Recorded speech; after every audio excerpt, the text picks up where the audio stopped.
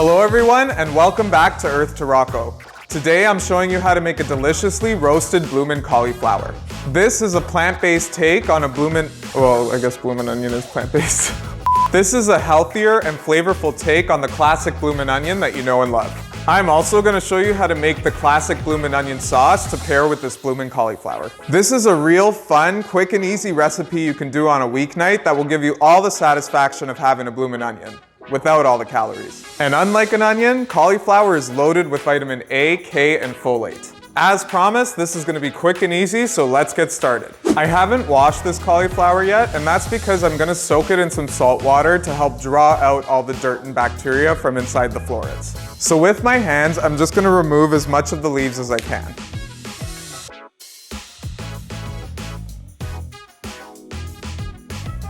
Each cauliflower has a core.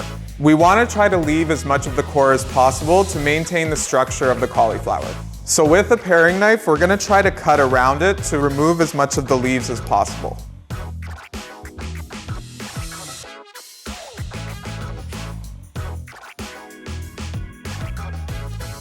So I am going to trim the stem just enough to give it a flat base. Here I have a deep bowl of cold water. To that, I'm going to add about 2 tablespoons of salt.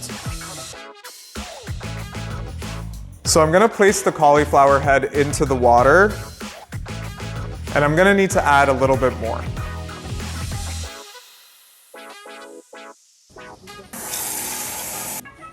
You want to make sure the cauliflower head can be fully submerged in the water. So I'm just going to put a large bowl on top to keep the cauliflower down. So now you can set this aside and let it soak for about 10 to 15 minutes. Now that our cauliflower has soaked, we can remove it from the water.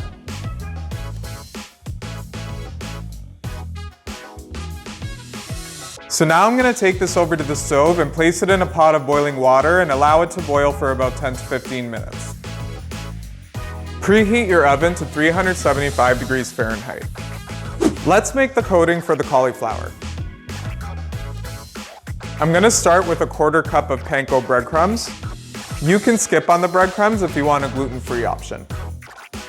Smoked paprika, ground cumin, dried oregano, dried ground thyme, some cayenne pepper. You can put more or less depending on how spicy you want it. Garlic powder, salt, and black pepper. And I'm just going to use a mini whisk to stir it all together. So it's been about 10 minutes and I'm now going to check on the cauliflower. The knife goes in easily, but it's still firm, which is the texture that we want.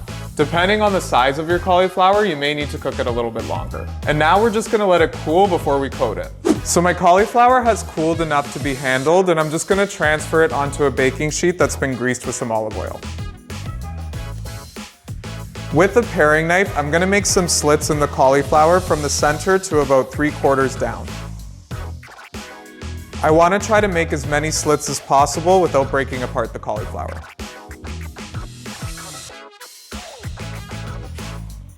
I'm gonna pour some melted vegan butter on top.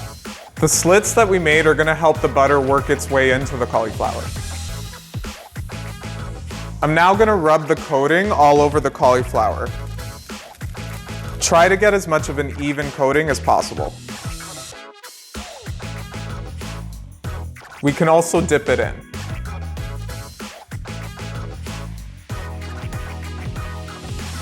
The aroma coming off of this is amazing. I can't wait to eat it. Let's bake it in the oven for 30 to 45 minutes. Depending on the size of your cauliflower, it can take more or less time. While our cauliflower is roasting, we're gonna make our Bloomin dipping sauce. We'll start with about 1/2 cup of vegan mayo. I'm gonna use some horseradish, ketchup, smoked paprika, salt, a pinch of garlic powder, a pinch of oregano, a dash of cayenne, and a dash of black pepper. And now just mix it up. I'm gonna allow this to sit in the fridge for about half an hour. If you can prepare this ahead of time, the longer it sits, the more the flavors will come together.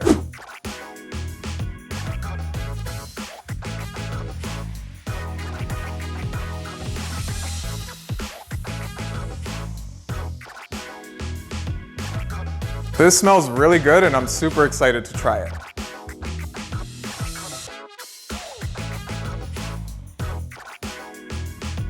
That cauliflower has so much flavor. It's got a bit of spice and a crunchy texture.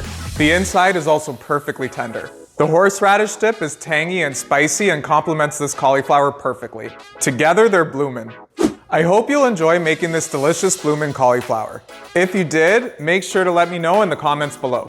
If you liked today's video, make sure to give it a thumbs up and hit the subscribe button to keep up to date with all my latest recipes. Head on over to earthtorocco.com for the ingredients and instructions for today's recipe. See you next time.